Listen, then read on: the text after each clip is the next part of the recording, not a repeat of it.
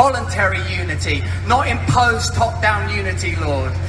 Lord, I ask that we be brought together in these principles under your name. I pray for America, and if I have your permission, ladies and gentlemen, we'll end with the Lord's Prayer. Just do the version that you know. Our Father, who art in heaven, hallowed be thy name. Thy kingdom come, thy will be done, on earth as it is in heaven. Give us this day our daily bread, and forgive us our trespasses, as we forgive those who trespass against us. And lead us not into temptation, but deliver us from evil.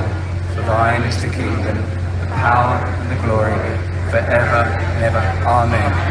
Hallelujah! Thanks, Dr. Peterson. Thanks, Brother Weinstein. And we're back. I'm back from Rage Against the War Machine rally, as well as Rescue the Republic. All these names have changed multiple times, so it's been really challenging. I'm very tired. I just flew back in from DC to Miami. I had a great time, and I've got a lot to say about this. So first off, as you could tell by the opening intro, Russell Brand is leading the audience of tens of thousands of people, along with Jordan Peterson, in the Lord's Prayer. And needless to say, people have had very mixed emotions about this, very mixed responses. And this is not the first time. About a week ago, Russell Brand was at an event with Tucker Carlson, and he led Tucker in the same prayer. And it created the same fury online, where some people are inspired by it. Only grace through God and welcome the sinner and all that with Russell's history. And then there's a lot of other people that go, yeah, this is an act. This is a hoax. This is grifting. My God, I can't tell you that clip I just played you. I recorded it. I was there, and I put it on my Twitter account, and it went super viral. And I have gotten hundreds and hundreds and hundreds of people replying to me with these grifting fraudsters, con men, blah blah blah. They're so furious. They're so mad. And I think there's a lot that's going into this, and this is very outside of my normal wheelhouse. So bear with me, but I'm gonna try and break it down for you exactly everything I'm feeling about it, because I think a lot of people just took me posting it as like, oh, obviously you love and support these guys and there's nothing more to it. It's like, no, it's very complicated. People are actually very complicated, and that's part of what I want to talk about. And I think it'll be an interesting thought experiment for all of us to participate in. And I'd love your thoughts as well, so feel free to drop comments down below. I have major political disagreements with one Jordan B. Peterson. I'm also a huge fan of the early iteration of his work. I thought that it was very valuable. In fact, it was very valuable to me. I thought his 12 Rules to Life was interesting. It wasn't, anything necessarily groundbreaking for someone like me. I was very fortunate, and then I had two fathers that raised me, and they both kind of set me on a very productive path of, make your bed, do the things that Jordan Peterson was telling you to do. But for those that had never heard those things, which it's very tragic if anyone's never heard those things, but for those that hadn't, or they hadn't heard it in such a compelling fashion, I feel like he helped millions of young men in a time when there was not a lot of sympathy for the plight of men broadly, or young men in particular. And I thought he filled that void, and for that, he had a tremendous amount of fanfare, adoration even. Once he signed with the Daily Wire and his political leanings when it comes to warfare, he's also more than even the Gaza stuff, which I don't agree with him on that at all. When he says, give him hell, Netanyahu. I am not one of those folks, so we part ways there. But for me, where he really lost me and we kind of went our separate paths, as you could probably guess, was when they were mandating a little jibby jab. And I was not on board with that. And he, despite basically being against it, still kind of went along with it. And so did all of the Daily Wire. And I felt like they really led their listeners, viewers astray. Afterwards, there was minor reflections on it. He even said, I felt like I was duped or I was tricked or whatever. I thought they'd leave me alone after I got it, and they didn't leave me alone. What a fool I am, is what he says. Yeah. Like, what the hell? Why is that? And look, I got vaccinated, and people took me to task for that, and I thought, all right, I'll get the damn vaccine. Here's the deal, guys. I'll get the vaccine. You fucking leave me alone. And did that work? No. So stupid me.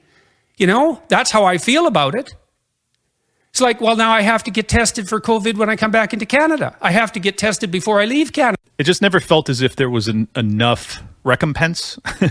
There was never enough of an acknowledgement of how catastrophic that mistake was and how much of an accident he had participated in. And from his vantage point, I think it was genuinely an accident. So like, for those folks, I know a lot of them. I know tons of them. I think that's totally forgivable. If you got bad information and you acted on bad information and then you realized it after the fact, total grace as far as I'm concerned. It's the people that were perpetrating false information, particularly those that were doing so knowingly, that I have tremendous and eternal vengeance towards. Jordan Peterson isn't one of those, okay? So let me just make that clear. But those two things are very significant for me. He's got tremendous allegiance to Israel. I am an America First guy. I genuinely think that foreign policy ought to be our borders, and that's it. No foreign aid, no military adventurism, none of that. He clearly doesn't feel quite that strongly about that. And you can come to your own conclusions as to why. So when I see him doing the Lord's Prayer in front of tens of thousands of people, I'm like, okay. I mean, he's been asked many times about his religious faith, and he's always basically kind of bounced around it without actually just saying flatly what his religious beliefs are, or if he participates in a different faith than Christianity, despite the fact that he's done incredible deep dives into Christian faith in particular, and Catholicism. He never really says. And that doesn't bother me because I'm not a very religious person myself, but I can understand for Christians that are listening to this guy, they're like, hey, what are you? What is your belief system here? So to see him doing that, for many of them, they're going, I don't trust this. That's not who this guy is. I don't know what's going on here. I don't trust it. Let's set Jordan Peterson for a side, which, by the way, I met him. I got to thank him for the influence he had on my life. And I said so very sincerely, and he was very gracious, and he shook my hand. He took a photo with Josie and I, and he's a really nice guy. So no malice on my part to say everything I'm saying about him today. On the inverse of that, you got Russell Brand. Now, let me start by saying, Russell Brand is probably the most charismatic person I have ever encountered in real life. Now, I posted something to that effect, and people once again took that as like adoration or whole cloth approval of every belief that he has and who he is as a person, and none of that's accurate. So let me clarify.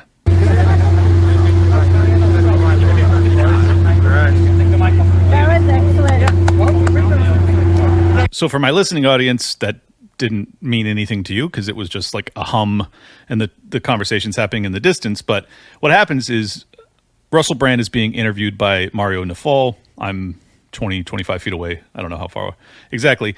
And Jordan Peterson is standing directly to my left, and he is watching Russell as he does this interview. This is after they already had shared the stage together and done this prayer at the end of it and everything else. And he's still just riveted by this guy. What I took away from that is that as someone who finds Jordan Peterson to be one of the most compelling orators I've ever encountered, for him to be hanging on every word of an interview that Russell Brand is participating in that he really has no business caring about whatsoever.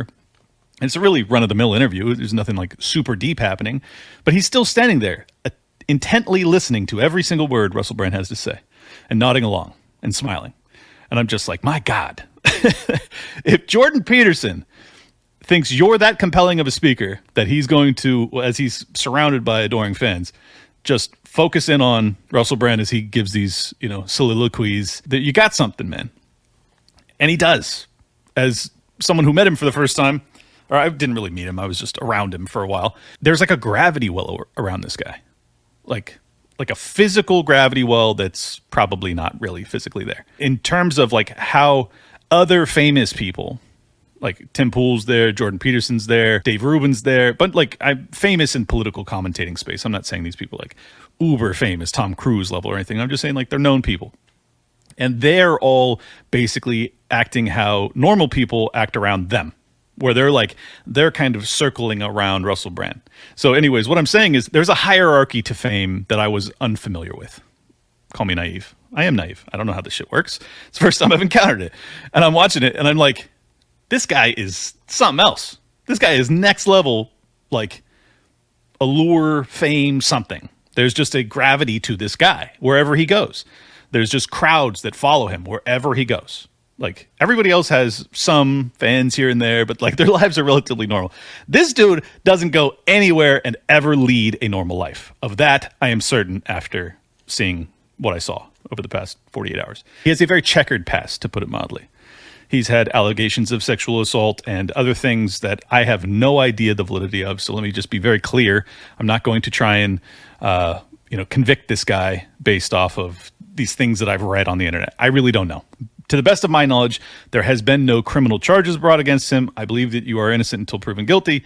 I'm going to maintain that perspective because I have no reason to believe otherwise unless there is hard evidence to the contrary. I haven't seen that evidence. If it exists, send it my way, but I don't know. A lot of people are watching this sudden conversion into this very outspoken kind of Christian evangelist version of himself, and they're thinking to themselves, oh, this guy is the last refuge of the sinner. That's how they're viewing it. That this is just basically a put on, an act, a grift. And many people think that it's a grift because he's interested in profiting from it, because his acting career was diminishing. Maybe so. I thought his political commentating career was burgeoning regardless of this conversion to Christianity, so I think it goes a little bit deeper. So then I'm starting to think like, okay, what's their other reasons for doubting his sincerity? And they're like, well, given his checkered past and he's facing all of these accusations, perhaps he's using Christianity and the adoration of Christian fans that he's kind of surrounding himself with to try and inoculate himself from these incoming accusations of past impropriety. Maybe that's what this is. I don't know. I'll tell you what I think. Let me be very clear. This is the other thing that really bothered me about the responses I was getting, is that so many people are so adamant that they know his heart. How? How do you know? I just met the guy. I don't know. How do you know? But people are so adamant that they know. I find that fascinating. I don't know. I don't know his heart. But I'll tell you this, as someone who has followed his career kind of tangentially, he has always struck me as someone who has a very addictive personality. He's been very open about that with both drugs and sex addiction. And this looks to me to be his latest addiction. Now, there are healthy and unhealthy addictions, obviously. Like if you get addicted to exercise, that's probably not that bad, or certainly not as bad as being addicted to heroin, which he was once that. So is being addicted to Christianity as bad as being addicted to cocaine? No, obviously not. But can it go too far? Maybe. Maybe it can go too far. Can you do it for the wrong reasons? Certainly. You can do it for, they say, vainglory. Perhaps that's what is so appealing to him in this kind of evangelical bent that he is, or this pathway that he is now taking. Certainly arguable. He gets tremendous fanfare in doing this. But see, here's the problem. He gets tremendous fanfare regardless. This guy has one of the most popular political commentating shows, and that happened because he's an incredibly gifted speaker. That really had nothing to do with him espousing Christian belief systems. In fact, it was largely founded in kind of Buddhist ideology, which I found appealing because I'm more interested in meditation, and that's kind of foundational in Buddhism. I don't think that it's necessary for him to have this be a put on. So I lean, again, I don't know, but I lean towards this being sincere. That in fact, he has felt whatever that is that brings people to Christianity, that brings them to God. And I think that it's sincere. I do. Now, all of the other superficial aspects of that, the amount, like how it makes him feel to go on stage and to basically conduct tens of thousands of people in a joint prayer, well, that's got to be a very powerful sensation. And that can make you feel good about yourself and not so much God. And I think that could corrupt the practice of what he's thinking he's participating in. That's certainly possible. Or if you want to really think the least of him, you could believe that that's the entire reason he's doing it. That it makes him feel like he's a prophet himself. And then in fact, he's going to spin off into his own cult within days. Knowing Russell Brand, distinct possibility. I don't know, like I said. Also very interesting how how quick people are to see him and judge either way. That like, because he does this, he led us in the Lord's Prayer, therefore he is one of us, or he led us in the Lord's Prayer, grifter, fraudster, huckster, con man. Like, either of those really strong binaries, I think, are a mistake. And that's kind of the conclusion I came to, is that, like, I think that he's a very unique human being, and I'm glad to see him on this path and still speaking his mind. I think that he has a very valuable outlook and perspective on things that is unique, certainly unique to how I view the world. So I don't want him to stop, but I also think that people ought to proceed with caution, because he's an ever-evolving figure. And where he will ultimately lead you and lead himself is kind of TBD. But I mean, let's be honest. You could say the same thing about me. Like, tomorrow I could wake up and be authoritarian right or authoritarian left. Neither of those things is going to happen, by the way. But I'm just saying, like, you don't know, because you don't know me that well, like, where I'm headed. You base it off track record and trajectory, and you pencil these things out, but it's not in pen. You don't know. That's how I feel about Russell. The difference between he and I is that he's a far more gifted speaker than I am. Like, one of the most eloquent speakers I've ever encountered. And I say this as someone who disagrees with him on a lot of things politically. But when you listen to him, you can't look away. It's just so flowery. It really is. It's like poetry ad-libbed 24/7. And this is who he is on camera and off. And I can now say that because I saw him off camera. This guy is just that. That's who he is. A very bizarre gift to have, but he has it. And it's a special one. And I think that if you do believe in God, and if you believe in being gifted with a blessing of something like that, if you are given such an incredible gift that it would be a damn shame, pardon my sacrilege, to not give that back to the world. And I think that he has the capacity to help a lot of people. And as I said, that doesn't mean he's going to get you to the promised land. And I'm not saying that you should follow him or make him your cult leader. I'm just saying he has the ability to pierce through the monotony and mundane nature of life and reach people in their heart in a way that very few people can. And particularly in a time where it seems as if there are a lot of people that need that need someone to go, I got you. Let me show you something new. Let me show you a pathway. Here's the truth about something you've been asking yourself a long time. Now, it's very important that when you say, I'm giving you the truth, that in fact it's the truth. And for the Christians watching or listening, you're going to go, well, he's got the truth because he's talking about Christianity. For those that aren't Christian, you're going to say, he's not got the truth and he's evil. Look, I'm not here to judge on that. I'm just saying, if you have this ability and you can do it with a pure heart, which is going to be a challenge for anybody, particularly someone with so much fanfare and adoration. But if you can do that, then it would be a huge mistake not to. Like, that is a once-in-a-lifetime gift that you could then spread to countless people. And he already has. From what I've heard, there was 15 to 20,000, 25, 30,000 at the very high limit, or the rally that I went to on Sunday. Putting those controversies aside, which shouldn't be controversies, who really cares? There was a lot of people there. Top of that, the clip I posted has 7 million views. Just the single minute clip that I played you to open this, where he's leading the audience in prayer, has 7 million views on my Twitter account alone. That is a huge amount of people that are going to hear that. Huge, huge, huge amount. Then you have all the people that were watching the live stream, all the people that are going to clip my clip and share it out, all the people that are going to take their own videos, which I'm sure there was others that have been circulating elsewhere. We're talking like tens and tens of millions of people are going to see Russell Brand leading tens of thousands of people, probably half of which aren't Christian, in the Lord's Prayer. And what kind of butterfly effect or snowball effect does that create? I don't know. That's the beautiful thing about the spreading of ideas and what I think are beautiful ideas. And I think, by and large, religion is a beautiful idea, just as I think libertarianism, by and large, is a beautiful concept or philosophy. And I think that spreading those beautiful ideas that's how you actually progress civilization and society and humanity voluntarily, as opposed to force. I think when a beautiful idea can be conveyed in a beautiful way, then you don't need force. That's really the only voluntary way of getting people to do something that they otherwise might not have. Because in absence of it, you're just going to have state force to make that happen. So I think that that's really powerful. And I think that it's really interesting to think about. Maybe it's only 100 people.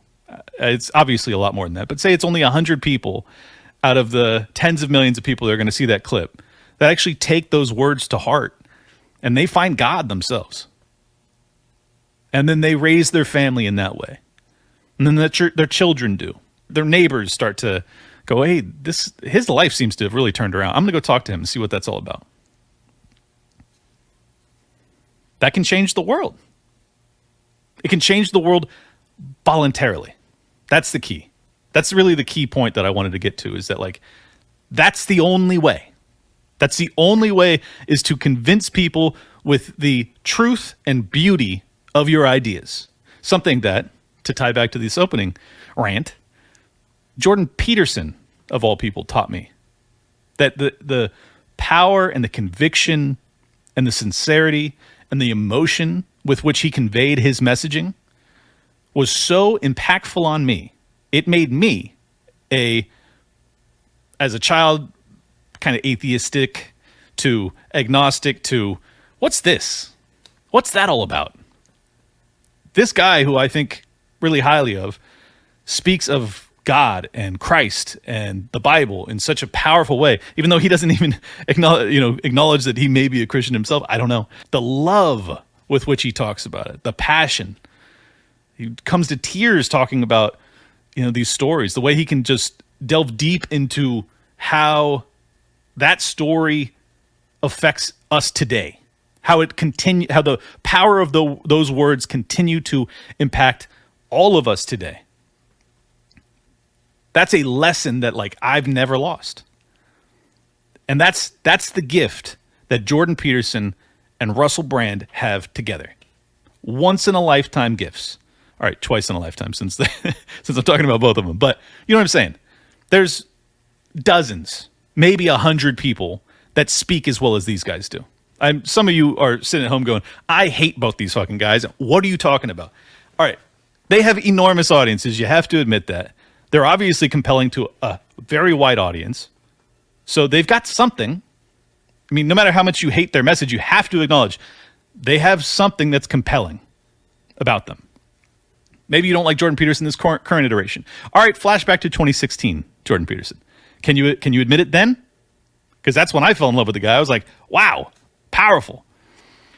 Well, I think that's what they both have.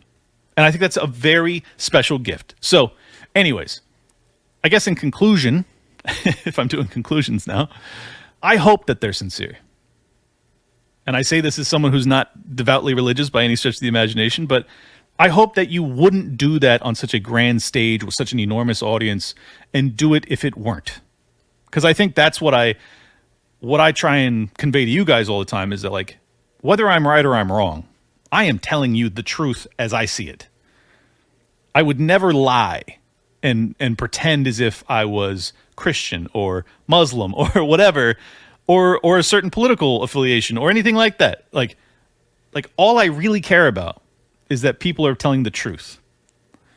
And if Russell Brand claims that he has found God, then I'm going to believe him until proven otherwise. And if Jordan Peterson, who won't acknowledge his religion ever, he never really acknowledges it, but he will still, join hands with Russell in front of an enormous audience with millions and millions watching afterwards, and he will lead this congregation of disparate political savages from MAGA to Maha to libertarian to whatever, independent. And he will lead them in the Lord's Prayer. Maybe that's enough to touch his heart, which he has done such an amazing job of touching so many people's hearts. And I hope that he can feel that in return, and that he wouldn't do that just because it might ingratiate him to a few thousand more adoring fans, or make him a little bit extra money, or make him get a few more likes hit on his YouTube channel. Maybe I'm naive. That's where all my episodes end. Maybe I'm naive. Maybe I just want to see the best in people. I do want to see the best in people. We need some good shit here, folks. And let me now wrap with this. Monetary Metals is providing a true alternative to saving and earning in dollars by making it possible to save and earn in gold and silver. Monetary Metals has been paying interest on gold and silver for over 8 years. And right now, accredited investors can earn 12% annual interest on silver paid in silver in their latest silver bond offering. For example, if you have 1,000 ounces of silver in the deal, you receive 120 ounces of silver interest paid to your account in the first year alone. Go to the link in the description or head to monetary-metals.com/lockdown to learn more about how to participate and start earning a return on honest money again with Monetary Metals. That's monetary-metals.com/lockdown. So why Monetary Metals? Monetary Metals is revolutionizing the way you invest in gold and silver. They've been paying interest in silver and gold for over 8 years, helping you grow your wealth in real tangible assets. And finally, there's a true alternative to saving in dollars, a yield on gold and silver with Monetary Metals. This is the first true silver bond since 1834. You can earn a 12% annual interest on silver paid in silver, but you must be an accredited investor to participate. This is a 3-year term, and the bond is financing a publicly traded mining company located in the western United States. Head to the link in the description or go to monetary-metals.com/lockdown for more information on how to participate. The other thing I saw in this absolute vicious response to this viral video I put out is that there's a lot of really jaded people out there that are 100% convinced that anyone who has a political evolution is doing it for money and and clicks and likes and subscriptions and follows and blah blah blah. Let me tell you, as someone who has now got to know a decent amount of, I will say, quasi-famous political commentators, but I know a lot of them, and let me tell you, I don't know any of them to be grifting. You may disagree with them. I disagree with them on a lot of different things. But I've talked to them in private a lot. And they don't shift their opinions when they're off screen. They don't. So they just disagree with us, okay? So when you accuse all of them as being grifters, now I'm not talking about Russell Brand and Jordan Peterson, who I do not know. I mean, met Jordan, but I definitely don't know the guy. Maybe you're right. Maybe they're the anomalies. Maybe they got to the highest levels because they will change their political opinions with the wind, and they'll sell out to anybody. And okay, maybe. All the people I know, that's not the case. Like, a lot of people say this about Tim Pool. They say, he's just latching himself to Trump because he sees that as a viable pathway to growth or whatever. No, it's not true. He genuinely likes Trump, and he genuinely thinks he's the best option. And he also would probably prefer a libertarian. And as he and I have talked in private, I'm not going to go into any details, but he would prefer a libertarian over Trump if they could win. But he's also very pragmatic and realistic that they're not going to win. And he doesn't like the current candidate, so that's kind of a non-starter. But I'm more talking about if Dave Smith had ran, or if I had won the VP nod, it would have made it a very hard decision for Tim. And I believe him when he tells me that. I don't think he's bullshitting me at all. So anyways, the reason I bring up Tim is that so many people just go, grifter, liar. And I'm like, it's just not true. That's not true. That's not who the guy is. I'm sorry. You got it wrong. I don't publicly defend him because it just looks like I'm defending the guy who platforms me and lets me come on his show. And I hate the entire debate over whether or not they actually hold these beliefs or not, because it's like, judge for yourself, man. If I say otherwise, you're not going to believe me. If you've already concluded without knowing these people at all that I think that their political evolution is bullshit and they're just doing it for clicks, well, why would you care what I have to say? But I'm telling you, for those that have listened to me and watched me long enough, I'm telling you, I know them, and they're not grifting. They just disagree with you. Fucking deal with it. Now, there probably are some grifters out there. I'm sure. In fact, I know there are for sure, because there's got to be. There's got to be some people, particularly when you see people on CNN and shit like that, and they're just carrying the party line, and you're like, well, that's stupid. So some of you are lying. Some of you are just idiots, obviously. But some of you are actually lying, because you get fired if you said otherwise. This is different. The podcast world is different. It really is. Now, if you're under a corporate umbrella in the podcast world, a la Daily Wire, perhaps Jordan Peterson does have to curtail some of his opinions to maintain his job. That's a distinct possibility. I don't know. All of the friends that I have aren't really in that environment. They're all kind of independent operators, so they get to say whatever the fuck they want, and that's why I like them. So anyways, I guess moral of the story is stick to those people. Find the ones that you think are right, find the ones that you think are wrong, but you like the way that they process information they think so that you don't end up in a total ideological bubble, and follow them and consider what they have to say. Come away from that thinking, well, these institutions function and in a totally corrupt way to pursue their own objectives. Disingenuity and dishonesty is just part of the system. And it was him that made me think about anarchism in a different way, saying that people, the assumption that people, if they were not tightly governed with big government and huge control, would go around murdering each other and raping each other, simply not true. That's one of the means by which the state continues to justify its existence. That if you are really interested in changing the world, you have to participate in systems that are outside of it, set up new ideas. Don't worry about trying to smash this one down with a hammer. It will atrophy on its own. I feel that one of the great problems we've had is that philosophically we have overvalued materialism, rationalism. So if you prioritize rationalism and organization, which obviously has a lot to offer, the organization of resources is incredibly and hugely important, you forget that a huge part of the human experience is nothing to do with that. Finally, I'm going to wrap. I've been going on way too long about this. What I noticed is that, like, there are a lot of people that are really, really jaded. And the reason that they're jaded, in my opinion, and I gave a lot of thought about this, particularly on the flight home, I was like, why is everyone having such an over-the-top reaction to this? Because at the end of the day, who fucking cares? Like, if you think he's not telling the truth, who cares? Move on with your life, right? At least that's how I deal with these things. But I started to think about it, and I was like, oh, no, people care really deeply because they've been lied to so much. That every institution, every government official, their schools, their history books, everything, they just feel like they've been lied to so much that they can't bear another deceit. That they're just so guarded. And I guess what I'm doing is I'm imploring you not to do that. Not to completely close yourself off and become so jaded and so cynical that you can never believe that there's another person out there that's like you, that's actually interested in the truth and will tell you the truth as best they can. Because that's just devastatingly sad and isolating and lonely and hopeless. And I just don't think that that's a positive pathway forward either. So, to be clear, I am not telling you you have to trust in and follow Russell Brand or Jordan Peterson, who I've been very clear I have a lot of disagreements with. I'm just saying, don't assume that you know their heart, because you probably don't. Welcome to Liberty Lockdown. Please scan your barcode. Your liberty ain't gone, but yeah, it's on hold. Where did it come from and where did it go?